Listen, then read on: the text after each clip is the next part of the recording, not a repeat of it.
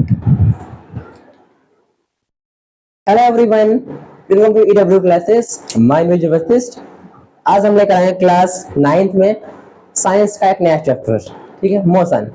ये जो मोशन है आपका साइंस में फिजिक्स का पहला चैप्टर है। ठीक है, अब इस फिजिक्स में हम एक नए चैप्टर की शुरुआत करने जा रहे हैं, मोशन। ठीक है, अब देखिए, जब आप 9th में रहते हैं तो साइंस में केमिस्ट्री, बायोलॉजी, फिजिक्स तीनों कंबाइन आप साइंस में पढ़ते हैं। लेकिन जैसे आप 10th को क्रॉस करके 11th में जाएंगे तो वहां पर ये तीनों सब्जेक्ट डिवाइड हो जाते हैं अलग अलग सब्जेक्ट में। समझ रहे हैं? जैसे फिजिक्स अलग सब्जेक्ट हो जाएगा वहां पे, और केमिस्ट्री अलग हो जाएगा, बायोलॉजी अलग हो जाएगा। लेकिन अभी आपका ये बेस है, समझ रहे हैं? तो इसमें आपके तीनों चीजें कंबाइन होकर साइंस की बुक, साइंस नाम की बुक में ऐड है। समझ रहे हैं? ये साइंस हो गया है। ठीक है, अब देखिए, आप कह सकते हैं ये आपका बेसिक है, साइंस फील्ड में आपका बेस है, यहीं से आपकी जर्नी स्टार्ट होती है साइंस की तरफ। ठीक है, अब अगर आपने अपना बेस स्ट्रांग रखा तो आगे जाहिर सी बात है आपकी साइंस जो है, मतलब फिजिक्स, केमिस्ट्री, बायोलॉजी, जो जिस फील्ड में आप जाए वो सारा आपका बेटर रहेगा। ठीक है, इसलिए क्लास 8 से आप 9th में आए हैं, थोड़ा सा लेवल आपको हाई लगेगा। ठीक है, लेकिन परेशान मत होइएगा, धीरे धीरे चीजें आपके लेवल में आ जाएंगे, आपको यही चीजें आसान लगने लगेगी। इसलिए थोड़ा सा भी डरिएगा ना। ठीक, ये आपकी हो सकती है एक नई जर्नी की स्टार्टिंग है। ठीक है, तो चलिए एकदम नए जोश के साथ हम मोशन को स्टार्ट करते हैं। ये फिजिक्स का चैप्टर फर्स्ट है 9th में। ठीक है, तो चैप्टर फर्स्ट हमारा क्या है? मोशन। क्या है? मोशन। ठीक है, अब देखिए, जो मोशन है आप इस चैप्टर में आप पढ़ेंगे, क्लास 9th में जो आप पढ़ेंगे, मोशन इन स्ट्रेट लाइन, मतलब किसी सीधे रास्ते में मोशन होता है, मतलब स्ट्रेट लाइन है, फिर एक ही एक्सिस में मोशन हो, उसके लिए आप पढ़ेंगे, मतलब मोशन इन स्ट्रेट लाइन आप पढ़ेंगे इसमें क्लास 9th में। लेकिन जैसे जैसे आप हायर क्लास में जाएंगे, यही मोशन को आपको डीपली इंफॉर्मेशन लेनी पड़ेगी। स्ट्रेट लाइन, इसी को और भी बोलते हैं motion in 1D, motion in 1D। अब ये 1D क्या होता है वो जान लीजिए। 1D मतलब वन डायमेंशन, समझ रहे हैं? One dimension. अब वन डायमेंशन क्या होता है? एक ही एक्सिस में, समझ रहे हैं? जैसे आप सीधे चले, ट्रेन होती है आपकी, समझ रहे हैं? ट्रेन जो होती है आपकी सीधे चलती है, एक ही डायमेंशन में चल रही है, मतलब आगे बढ़ रही है। ठीक है, न इधर न उधर, सीधा जा रही है, मतलब एक ही एक्सिस में चल रही है। अब अगर मान लीजिए बोर्ड है आपका, जैसे देखिए ट्रेन होती है आपकी, ये मान लो पटरी है, इस पर अगर आपकी ट्रेन चलती है, ये मान लो आपकी ट्रेन है,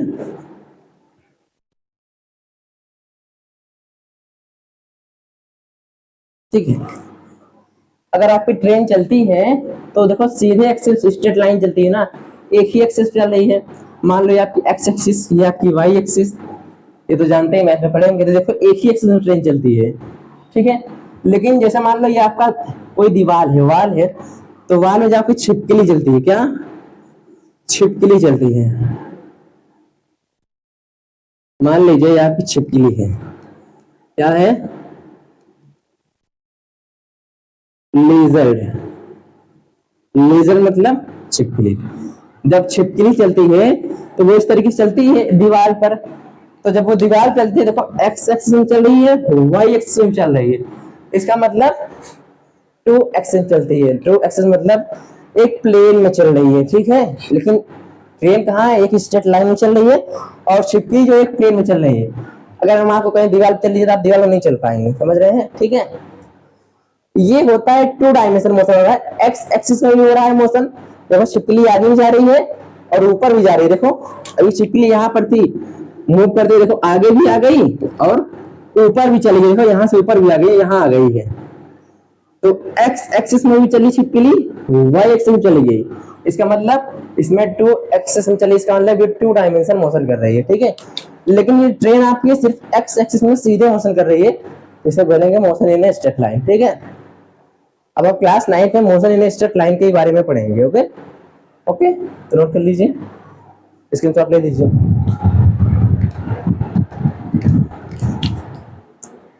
चलिए, अब मोशन के बारे में पढ़ने से पहले हम किन किन फैक्टर्स पे मोशन में स्टडी करेंगे उनके बारे में बता दे रहे हैं। कुछ फैक्टर्स होते हैं मोशन में, जैसे देखिए पोजीशन, मोशन को कैसे डिफाइन करते हैं, पोजीशन फर्स्ट फैक्टर। टाइम, क्या time, speed, velocity,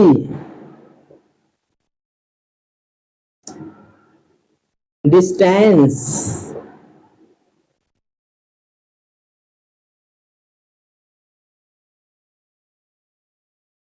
displacement, acceleration, acceleration. ठीक है, अब देखिए पोजीशन को हम एक्स से रिप्रेजेंट करते हैं, टाइम को स्मॉल टी से, स्पीड को हम डिनोट करते हैं स्मॉल एस से, वेलोसिटी को स्मॉल वी से, डिस्टेंस को कैपिटल डी से, डिस्प्लेसमेंट को कैपिटल एस से, एक्सीलरेशन को स्मॉल ए से। समझ रहे हैं? ये कुछ फैक्टर्स हैं, इनके बारे में हम स्टडी करेंगे इस चैप्टर में। ठीक है, चलिए स्क्रीनशॉट ले लीजिए।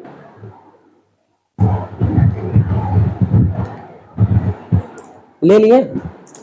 ठीक है, अब देखिए मोशन के बारे में स्टडी करने से पहले हम बात करेंगे रिफरेंस पॉइंट की। किसकी बात करेंगे? Reference point. ठीक है,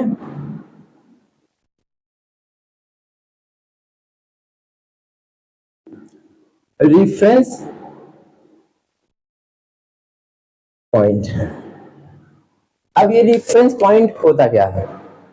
ठीक है, अब देखिए छोटी क्लासेस में आप मैथ में नंबर लाइन पढ़ते थे। ठीक है, इस तरीके से आप नंबर लाइन खींचते थे और मानते थे यहाँ पर एक्स एक्सिस माइनस एक्सिस मानते थे, और यहाँ मानते थे वाई माइनस वाई, और यहाँ पर मानते थे जीरो, मानते थे इसको। यहाँ से 1 2 3 4 5 6 1 2 3 4 -1 -2 -3 -4 -1 -2 -3, इस तरीके से आप नंबर लाइन ड्रा करते थे। अगर आपसे बोल दिया जाता था कि +5 यूनिट आप मूव करिए, तो +5 यूनिट एक्स एक्सिस में आप मूव करिए, तो एक्स एक्सिस ये है आपका, +5 आपको जाना है, तो इस साइड देखिए +5 है, तो देखो 1 2 3 4 5। ठीक है, मतलब आप यहाँ से मूव करते हुए यहाँ आगे +5। आपको बोल दिया जाता था कि +3 यूनिट वाई एक्सिस में आप जाओ, +3 आपको यहाँ मिल रहा है, तो देखो यहाँ से गए +3, तो आप +3 +5 मान कहाँ से रहे हो? इस जीरो से ले रहे हो ना, जीरो से आपने +5 लिया, यहाँ आ गए, जीरो से आपने +3 यहाँ आ गए, तो ये जीरो आप मान रहे हो। ठीक है, इसी को बोलते हैं रेफरेंस पॉइंट।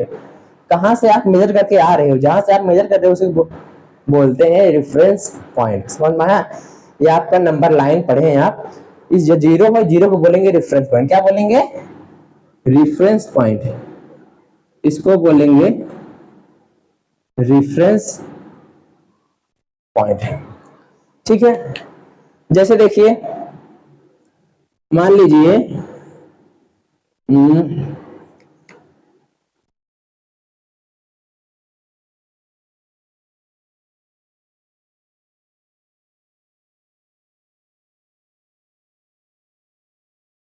ये आपका घर है, क्या है? ये घर है, और यहां पर आपकी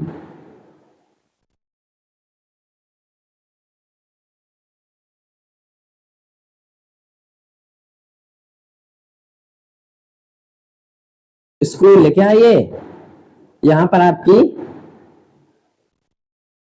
स्कूल है, ये आपका होम है, खुद का घर है, और ये आपका स्कूल है।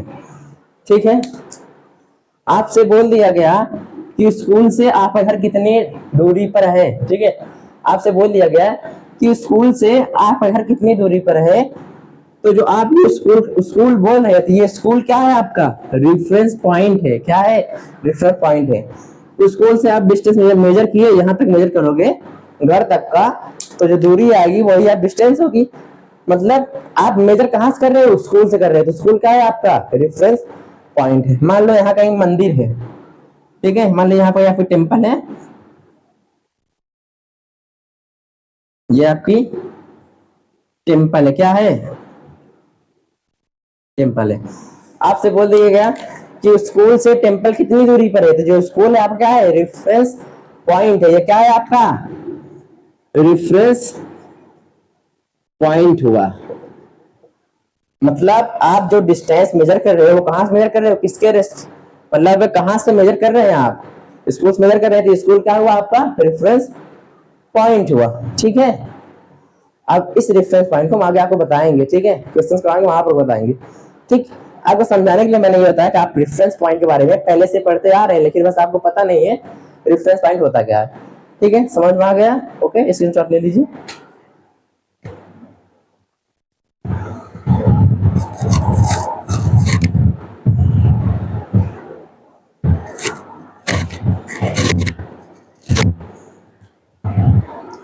नोट कर लिए?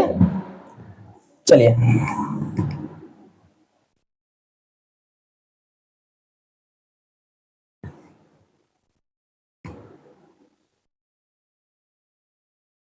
अब देखिए रेफरेंस पॉइंट के बारे में आप लिख सकते हैं, लिख लीजिए। चलो पहले रंग लाइए।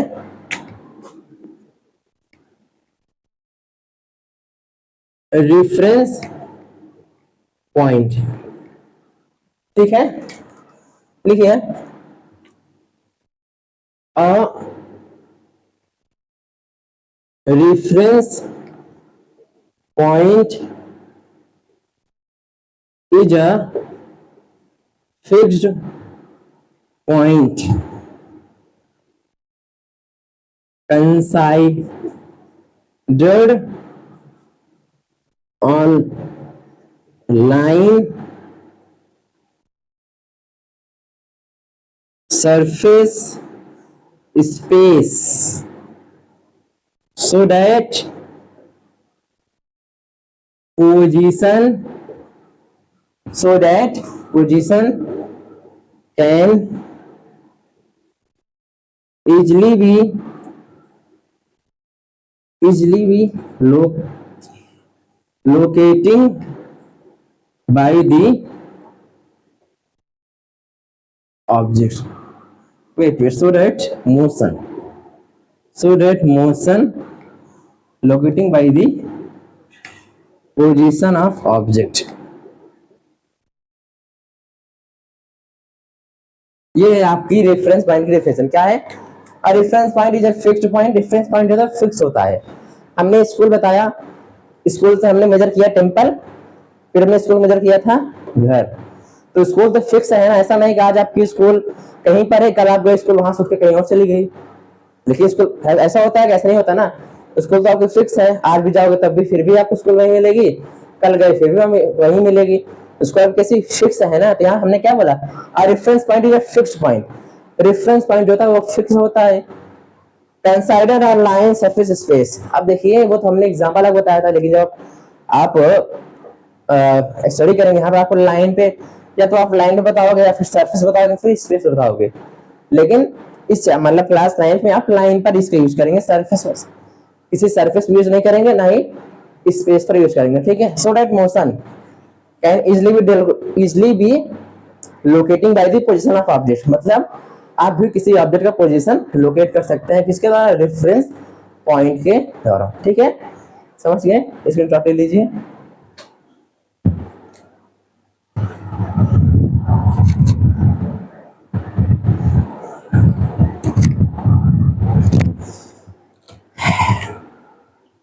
ओके, चलिए नोट कर लिए, इरेज कर दें।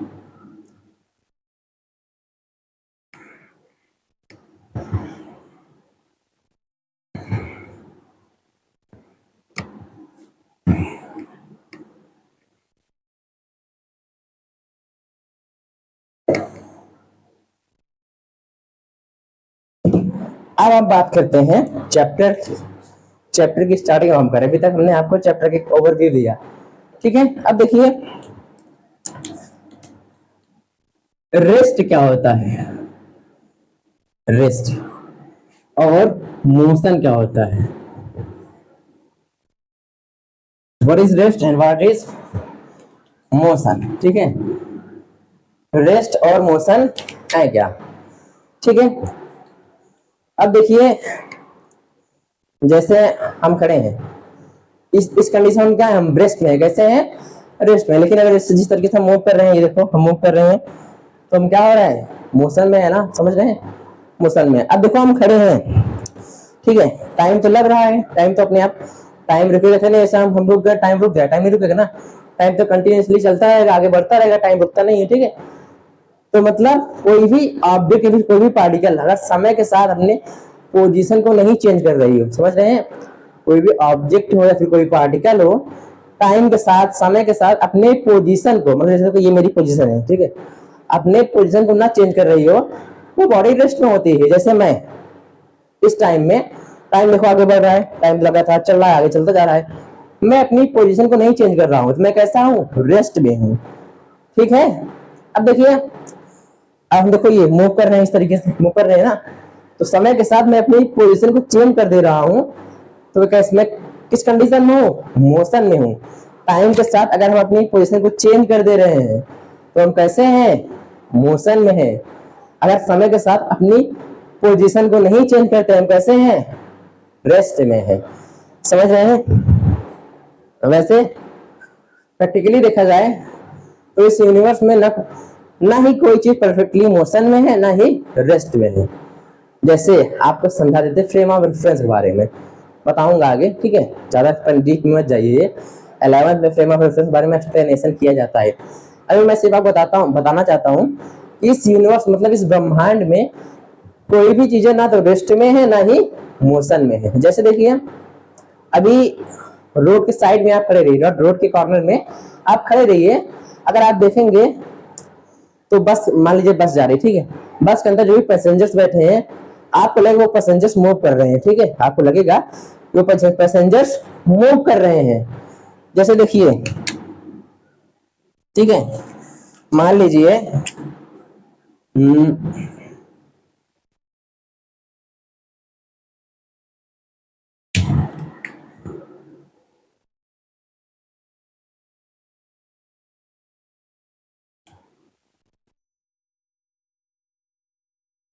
ये है आपके पैसेंजर्स, क्या है, और ये है आपकी बस, ठीक है।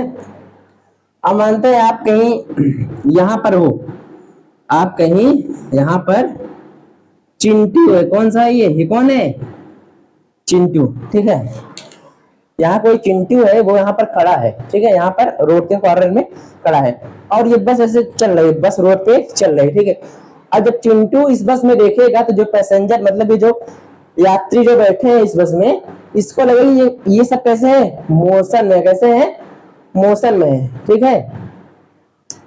समझ रहे हैं, मतलब जो चिंटू था ये रोड के कॉर्नर में खड़ा था, लेकिन कैसा था ये, रेस्ट, मतलब रुका हुआ था, खड़ा था, रुका हुआ था ना, रेस्ट में था।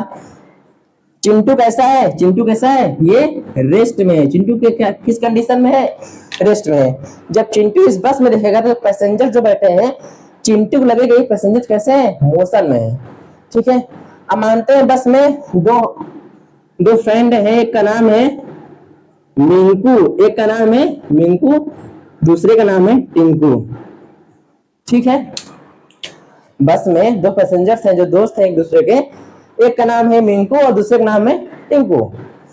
चिंटू ने देखा तो बस में जो टिंकू और मिंकू बैठे थे ये सब, ये इसको मोशन में लग रहे थे, लेकिन अगर टिंकू मिंकू को देखेगा, बस के अंदर दोनों है, अगर टिंकू मिंकू को देखेगा तो टिंकू को लगेगा कि मिंकू रेस्ट में है, क्योंकि बस में वो ही बैठा है, बस में बैठे हुए हैं, तो उसको मिंकू क्या लगेगा, टिंकू को लगेगा कि मिंकू कैसे है, रेस्ट में है, और मिंकू को भी लगेगा कि ये रेस्ट में है।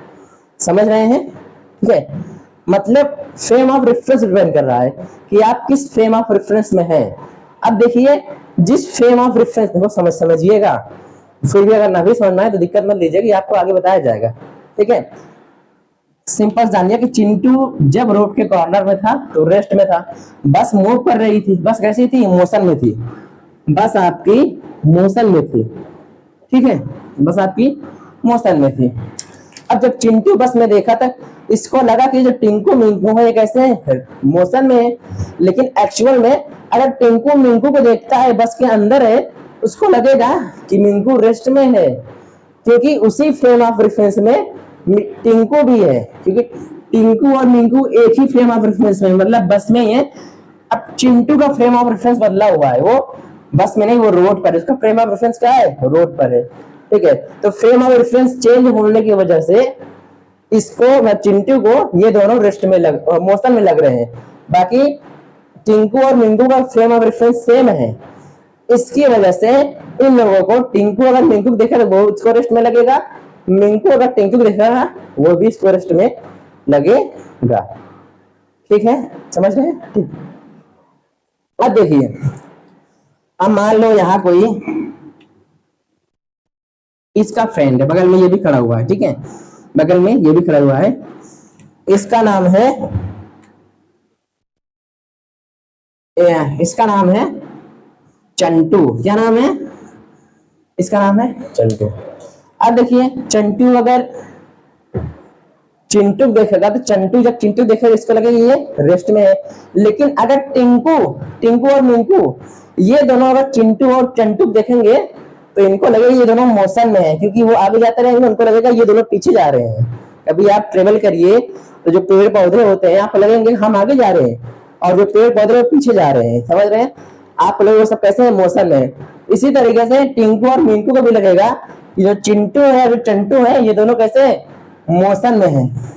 अब क्यों मोशन में है, क्योंकि इनका फ्रेम ऑफ रेफरेंस क्या है, बस है, और इनका फ्रेम ऑफ रेफरेंस क्या है, अर्थ, पृथ्वी पर है, अर्थ के सरफेस पर है, ठीक है। अब फ्रेम ऑफ रेफरेंस के चेंज होने की वजह से ये इन दोनों को ये मोशन में लग रहे हैं, और ये दोनों को ये मोशन में लग रहे हैं। बाकी अगर एक्चुअल में देखे, इनके इनके देखने पर ये दोनों रेस्ट में है, और इनके इनके देखने पर ये दोनों रेस्ट में है, ठीक है, स्क्रीनशॉट ले लीजिए।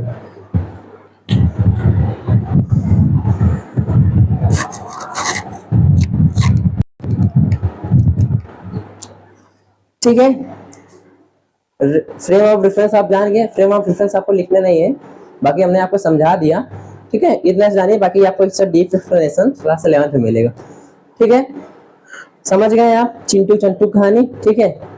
अब देखिए मोशन आप समझ गए, मोशन क्या होता है, अगर समय के साथ अपनी पोजीशन को चेंज कर दे तो मोशन, जैसे हम अगर मूव कर रहे हैं तो टाइम के साथ हम अपनी पोजीशन को चेंज कर रहे हैं लगातार, तो हम किस कंडीशन में है, मोशन में है। लेकिन अगर एक जगह हम खड़े रहें, अपनी पोजीशन को ना चेंज करें टाइम के साथ, तो कैसे हैं, रेस्ट में है।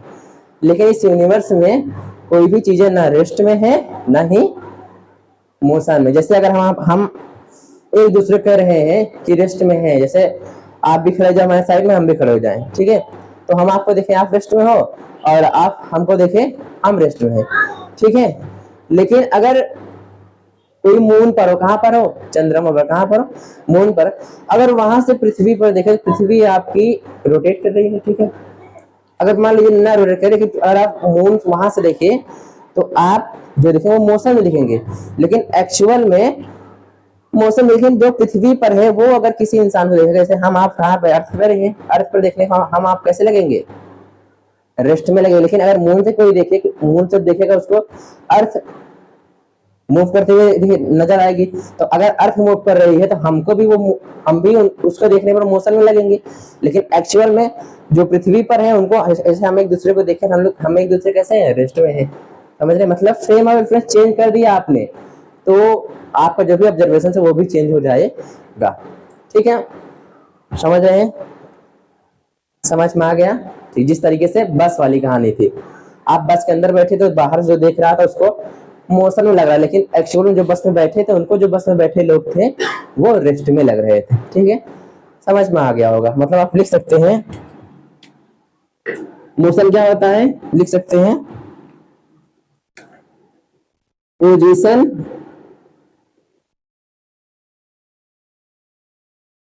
Change with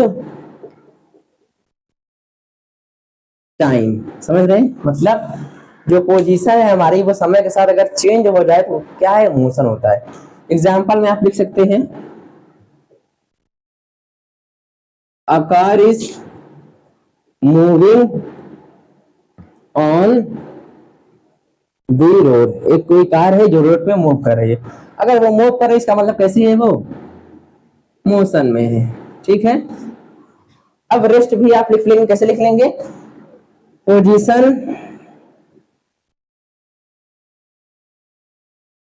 does not change with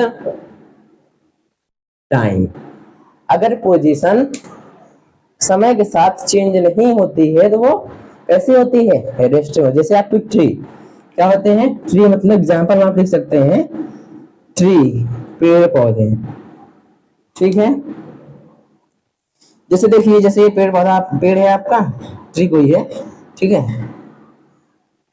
मान लीजिए कोई ट्री अगर एक जगह पर लगा हुआ है, आप चाहे उसको 10 साल बाद देखो, चाहे मतलब अगर उसे आप कट ना करिए तो, चाहे आज देखो, चाहे कल देखो, चाहे 10 साल बाद देखो, चाहे 100 साल बाद देखो, अगर पेड़ को कुछ नहीं हुआ, खराब नहीं हुआ, काटा नहीं गया, तो जहां पर था वहीं पर वो रहता है। मतलब ट्री कैसा है, ट्री आपका रेस्ट में है। कैसा है, रेस्ट में है।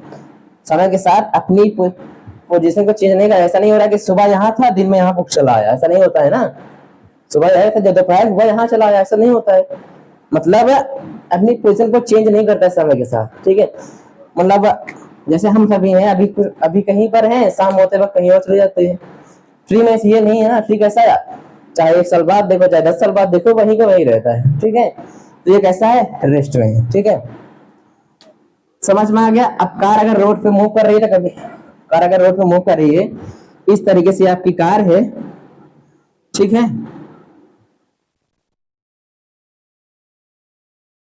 ये क्या है, फरारी है। क्या है, फरारी।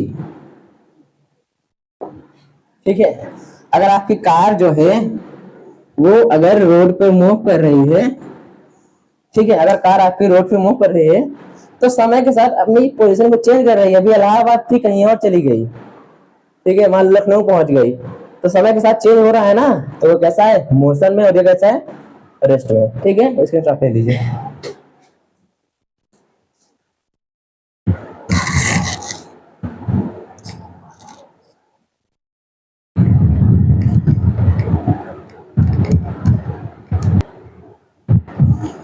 चलिए, अब आप रेस्ट और मोशन जान के क्या होता है। अब हम बात करते हैं वेक्टर और स्केलर क्वांटिटी की, कि वेक्टर क्वांटिटी क्या होती है, स्केलर क्वांटिटी क्या होती है। ठीक है। चलिए हेडिंग लगाइए। ठीक है।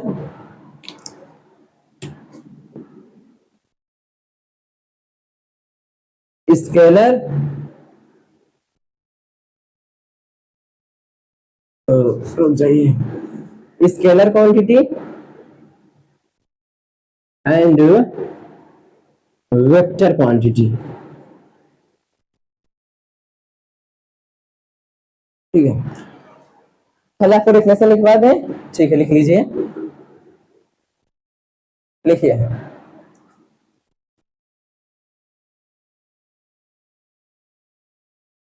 दोज फिजिकल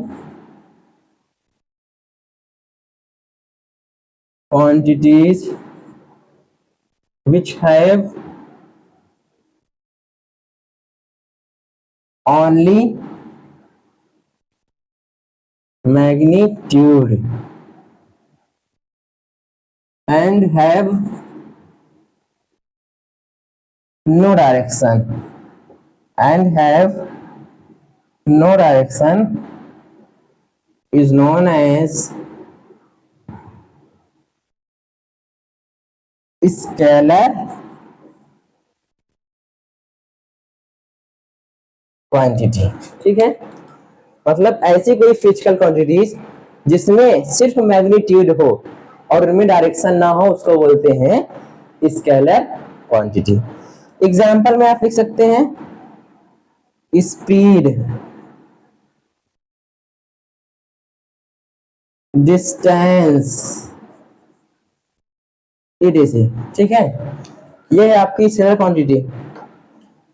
अब वेक्टर क्वांटिटी आप लिख सकते हैं, क्या लिखेंगे इसी तरीके से एक definition, those physical quantities which have both magnitude, those physical quantities which have both magnitude and direction is known as vector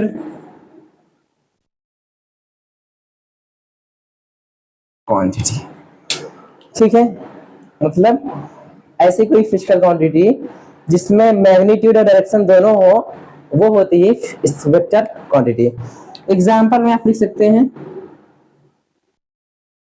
displacement, velocity, acceleration, ETC, ठीक है, नोट कर लीजिए।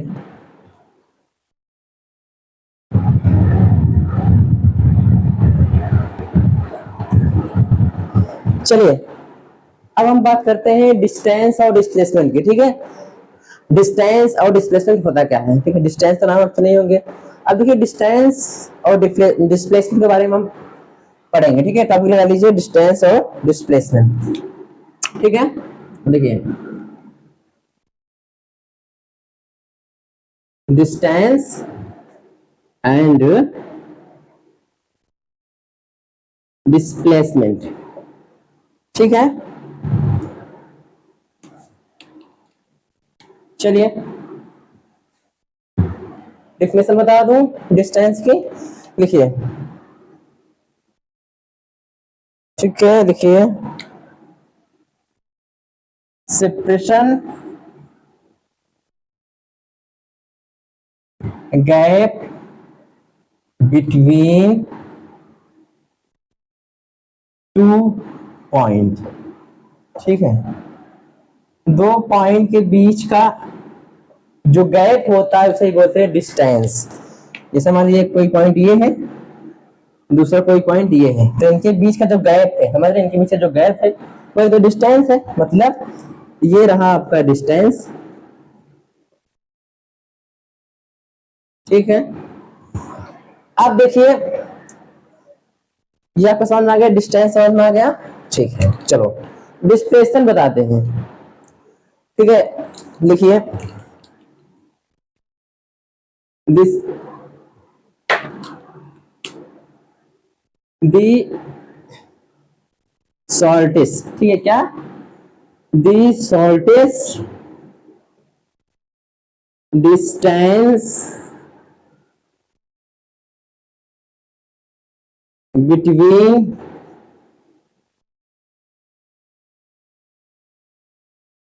Initial and final position of object, ठीक है। अब देखिए इस definition में आपको थ्री चीजें मेन जो आपको एज हाईलाइट करके बताते हैं। देखिए जैसे देखिए एक है शॉर्टेस्ट, दूसरा क्या है इनिशियल, तीसरा क्या है फाइनल। शॉर्टेस्ट मतलब आप जानते हैं छोटा, इनिशियल और फाइनल आप जानते हैं। देखिए इनिशियल एंड फाइनल, अब इनिशियल पोजीशन और फाइनल पोजीशन होते क्या है, ठीक है। जैसे देखिए अब हम यहाँ पर खड़े हुए हैं, ठीक है, मान लो यहाँ पर अभी हम खड़े हुए हैं, ठीक है, यहाँ पर हम खड़े हुए हैं, ठीक। अब देखो यहाँ पर हम खड़े हुए हैं, तो ये हमारी इनिशियल पोजीशन है, ठीक है, और मूव करके यहाँ चले आए तो ये हमारी क्या हुई फाइनल पोजीशन हुई। तो वो थी हमारी इनिशियल पोजीशन जो शुरुआत में थी, और ये हमारी फाइनल पोजीशन, ठीक है, समझ में आ रहा है, ठीक है। अब देखिए इसमें बोला क्या है कि the shortest distance between initial and final position of object, मतलब इस कोई ऑब्जेक्ट अगर मोशन कर रहा है, ठीक है, उनके बीच की सबसे छोटी ही दूरी डिस्प्लेसमेंट होती है। जैसे मान लो कोई ऑब्जेक्ट था जिसकी इनिशियल पोजीशन ए थी, क्या थी, ए, ठीक है। दूसरा कोई ऑब्जेक्ट था, मतलब ये ऑब्जेक्ट, सॉरी सॉरी, एक ही ऑब्जेक्ट, ठीक है, ऑब्जेक्ट है, ये इसकी इनिशियल पोजीशन है, कैसी पोजीशन है, इनिशियल। अब ये ऑब्जेक्ट मूव करते हुए यहां कहीं चला आया, ऑब्जेक्ट यहां से मूव करते हुए यहां तक चला आया, ये है इसकी फाइनल पोजीशन। अभी थोड़ा सा बताऊंगा इसके बारे में अभी, और अभी इसके बारे में और जान लीजिए, अभी मैं बताऊंगा, ठीक है। अब होता क्या है, तो shortest distance between initial and final position of object, initial और फाइनल पोजीशन की सबसे छोटी ही दूरी डिस्प्लेसमेंट होती है। तो सबसे छोटी दूरी मतलब कि अगर आप सीधा चलोगे तो सबसे छोटी दूरी है, तो ये रहा इसका डिस्प्लेसमेंट, समझ रहे हैं, ये रहा डिस्प्लेसमेंट, मतलब इनिशियल पोजीशन और फाइनल पोजीशन के बीच की सबसे छोटी ही दूरी जो होती है वही होती है डिस्प्लेसमेंट। अब इसमें यह बात किया है कि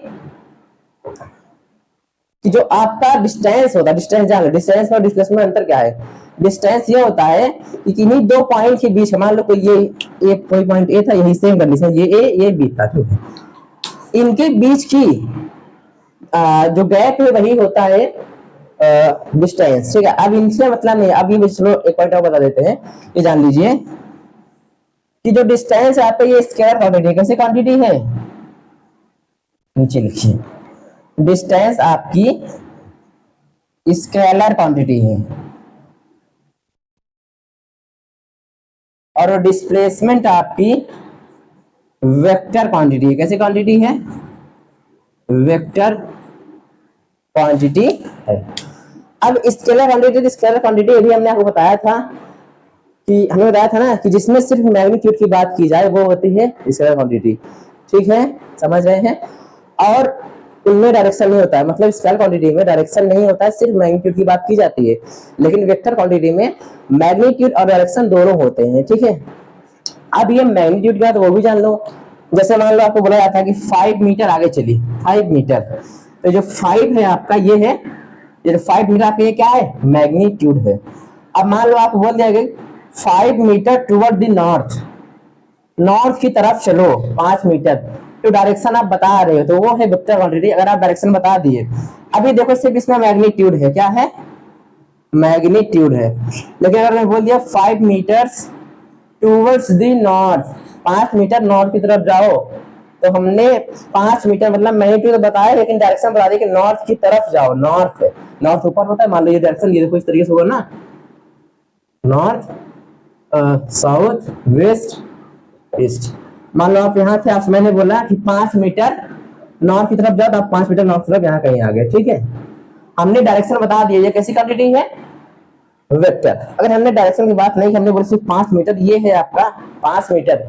अब आपकी मर्जी 5 मीटर, चाहे आप यहाँ जाओ, चाहे यहाँ जाओ, चाहे यहाँ जाओ, चाहे यहाँ जाओ, चाहे यहाँ जाओ, चाहे जहाँ जाओ, आपकी मर्जी, ठीक है, डायरेक्शन की बात नहीं है। ये क्या है आपका डिस्टेंस हुआ, लेकिन डिस्प्लेसमेंट क्या है, इसमें डायरेक्शन बात की जाएगी। मतलब अब अगर आप इनके बीच में डिस्प्लेसमेंट निकाले तो सिर्फ एक ही पॉइंट होगा, सबसे छोटी जो रास्ता होगा, सबसे छोटा पथ जो होगा, रास्ता होगा, वो सीधा स्ट्रेट जाने का होगा। मान लो आपने अगर ये रास्ता चूज किया तो इसके अपेक्षा ये रास्ता ज्यादा बड़ा हो जाएगा, लेकिन आप सबसे छोटा चाहिए, वही डिस्प्लेसमेंट होता है, तो शॉर्टेस्ट डिस्टेंस, सबसे शॉर्टेस्ट डिस्टेंस यही है, ठीक है, समझ रहे हैं। अब डिस्टेंस होता है, इसको डायरेक्शन मतलब ये चाहे ऐसे होकर जाए, चाहे ऐसे होकर जाए, चाहे इधर से घूम के जाए, इससे रास्ते से मतलब नहीं है, ठीक है, इसको सिर्फ इनके बीच का गैप का मतलब है, बस डिस्टेंस ये होता है, ठीक। ये डिस्टेंस स्केलर क्वांटिटी, इसमें डायरेक्शन मतलब नहीं है, किस दिशा में आप जा रहे हो, आपको डिस्टेंस दूरी बताना है, बस समझ रहे हैं। चाहे आप इस तरीके से मूव करते हुए ऐसे होकर जाओ, चाहे इधर साल से घूम घूम नाचते हुए नाचते नाचते हुए ऐसे कर जाओ, ठीक है, लेकिन डिस्प्लेसमेंट सिर्फ है कि यहाँ सीधे जाओगे बस आप, सबसे छोटा रास्ता। अब आप सबसे बड़ा रास्ता ले सकते हो डिस्टेंस में, आपकी मर्जी, आप कैसे जाओ, आपकी मर्जी, पूरे बोर्ड में घूमते हुए ऐसे घूमते हुए तब आओ यहाँ पर, आप पे डिपेंड करता है, ठीक है, समझ में आ गया, ठीक है, एक शॉट ले लीजिए।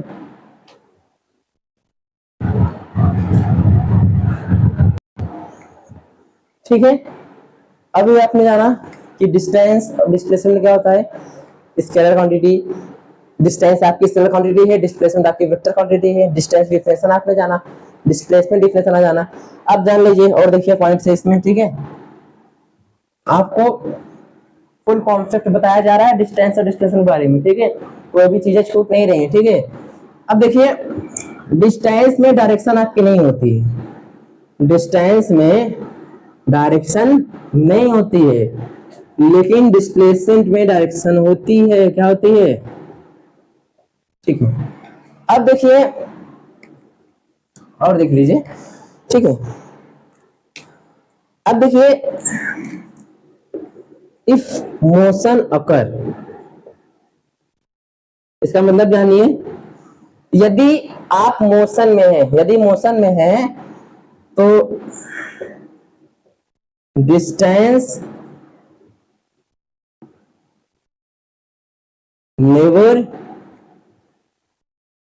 Distance can never be zero if motion occur, यदि आप मोशन में हैं तो डिस्टेंस कभी भी जीरो नहीं होगा। लेकिन डिस्प्लेसमेंट में जान लीजिए, इफ मोशन अकर, डिस्प्लेसमेंट में और में नॉट बी जीरो, ठीक है। डिस्प्लेसमेंट में, चलिए तो लिख देते हैं में, यहां आर, मतलब डिस्प्लेसमेंट में अगर आपकी कोई बॉडी मोशन में है तो डिस्प्लेसमेंट आपका जीरो हो भी सकता है, नहीं भी हो सकता है, लेकिन डिस्टेंस आपका जीरो कभी नहीं हो सकता है।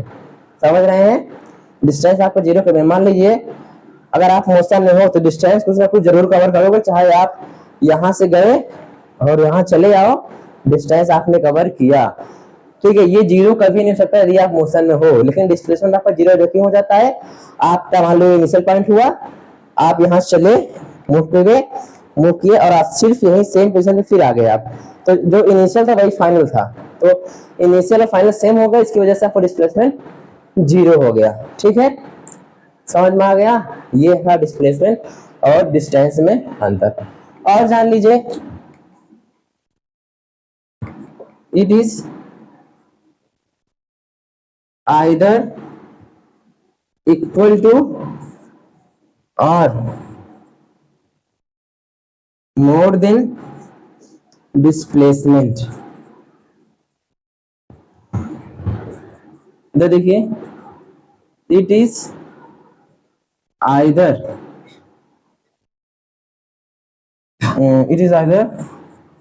इक्वल टू और लेस देन डिस्टेंस, मतलब जो डिस्टेंस होती है आपकी वो डिस्प्लेसमेंट के बराबर हो सकती है, मतलब जो डिस्टेंस होती है आपको डिस्प्लेसमेंट के बराबर हो सकती है और डिस्प्लेसमेंट से ज्यादा होती है, कम नहीं होती है। डिस्टेंस आपकी कभी भी डिस्प्लेसमेंट से कम नहीं होगी, या तो डिस्प्लेसमेंट के बराबर होगी या तो डिस्प्लेसमेंट से ज्यादा होगी। जैसे देखो, जैसे आप ये देखिए, ये ए पॉइंट और ये आपका बी पॉइंट है, ये आपका मान लो सबसे छोटा रास्ता डिस्प्लेसमेंट हुआ, और आप ये आपका डिस्टेंस सबसे छोटा वाला रास्ता हुआ, और यहीं से अगर आप गए, ये मान लो डिस्प्लेसमेंट भी आपका हुआ, तो डिस्टेंस और डिस्प्लेसमेंट इक्वल हो सकता है, डिस्टेंस और डिस्प्लेसमेंट इक्वल हो सकता है, ठीक है। और देखो, मतलब इस कंडीशन में आपका डिस्टेंस मतलब डी और डिस्प्लेसमेंट मतलब एस बराबर है, और आप देखोगे ये रास्ता आपने चूज कर लिया तो आपका डिस्टेंस जो हो गया वो बड़ा हो गया डिस्प्लेसमेंट से, ये रास्ता आपने चूज किया फिर भी आपका डिस्टेंस बड़ा हुआ, देखो डिस्टेंस बड़ा है, डिस्प्लेसमेंट यही है आपका, इसके अलावा कोई डिस्प्लेसमेंट नहीं होगा। लेकिन डिस्टेंस आपका चाहे यहाँ से आप जाओ ये भी डिस्टेंस हुआ, यहाँ से आप जाओ ये भी डिस्टेंस हुआ, लेकिन डिस्प्लेसमेंट आपका सिर्फ एक ही है, यही सीधा पर, ठीक है। तो डिस्प्लेसमेंट और डिस्टेंस बराबर हो सकते हैं, लेकिन आपका डिस्टेंस जो होता है वो डिस्प्लेसमेंट से बड़ा हो सकता है। इधर देखिए, इट इज आइदर इक्वल, वही कंडीशन है ए बी, मतलब डिस्प्लेसमेंट जो है वो डिस्टेंस के बराबर हो सकता है अगर डिस्टेंस और डिस्प्लेसमेंट एक यही मेजर किया जाए तो डिस्टेंस और डिस्प्लेसमेंट आपका बड़ा हो सकता है, लेकिन कभी भी डिस्प्लेसमेंट डिस्टेंस से बड़ा नहीं हो सकता है। समझ रहे हैं? बराबर हो सकता है लेकिन बड़ा नहीं हो सकता है। ठीक है, लेक्चर को आप बैक करके देख लीजिएगा। ठीक है, क्योंकि चीजें मैं आपको काफी डीपली बता रहा हूँ, इसलिए थोड़ा सा आपको दिक्कत होगी समझने में। शुरुआत है, धीरे धीरे आप खुद ही जान जाएंगे, स्मार्ट हो जाएंगे। ठीक है, ज्यादा घबराइएगा मत। ठीक है, धीरे धीरे आप देखेगा, एक बार, दो बार, तीन बार आप देखेगा। ठीक है, मतलब इस कंडीशन में सिंपल जानो कि जो डिस्टेंस है आपका वो डिस्प्लेसमेंट बराबर हो सकता है, डिस्प्लेसमेंट से ज्यादा हो सकता है लेकिन डिस्प्लेसमेंट से कम कभी नहीं होगा। डिस्प्लेसमेंट जो होता है वो डिस्टेंस के बराबर हो सकता है और डिस्टेंस से हमेशा छोटा होगा, कभी डिस्टेंस से बड़ा नहीं हो सकता है आपका डिस्प्लेसमेंट। ठीक है, डिस्टेंस और डिस्प्लेसमेंट के बारे में आपने जान लिया। ठीक है, काफी मतलब आपको सारी कॉन्सेप्ट आपको बताया गया, कोई भी चीजें मैंने छोड़ा नहीं है। ठीक है, तो पढ़ाई करते रहिए। All the best, thank you very much.